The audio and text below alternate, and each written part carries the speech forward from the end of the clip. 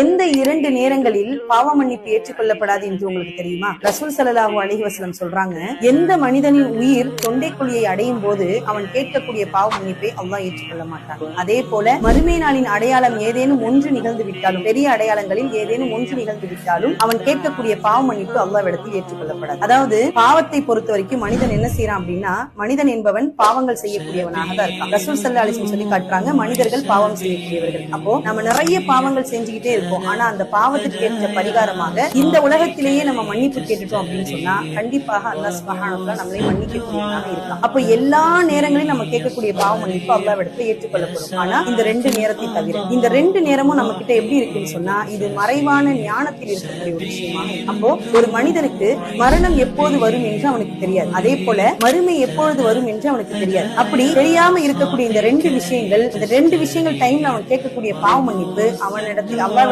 ஏற்றுக்கொள்ளப்படாது என்று அல்லாஹ் சுப்ஹானஹு வ தஆலா சொல்றான். அப்படின்னா நாம அதிகமாக அல்லாஹ்விடத்துல பாவ மன்னிப்பு கேட்கக்கூடியவர்களாக இருக்கணும். ஒரு நிகழ்வை பார்த்ததுக்கு பின்னால் நாம் கேட்கக்கூடிய பாவ மன்னிப்பு அல்லாஹ்விடத்தில் ஏற்றுக்கொள்ளப்படாது. அப்ப நாம் செய்யக்கூடிய தவறுகளை இந்த உலகத்திலேயே நாம அதற்கான பரிகாரத்தை தேடிவிட்டோம் என்று சொன்னால் நாளை மறுமையில் ஜன்னத்துல் ஃபிர்தௌஸ் என்ற சொர்க்கத்தில் அடையக்கூடிய வாய்ப்பை அல்லாஹ் சுப்ஹானஹு வ தஆலா நமக்கு தருவான். அதனால இன்ஷா அல்லாஹ் அதிகமாக பாவ மன்னிப்பு தேடுவோம். அல்லாஹ்விடத்தில்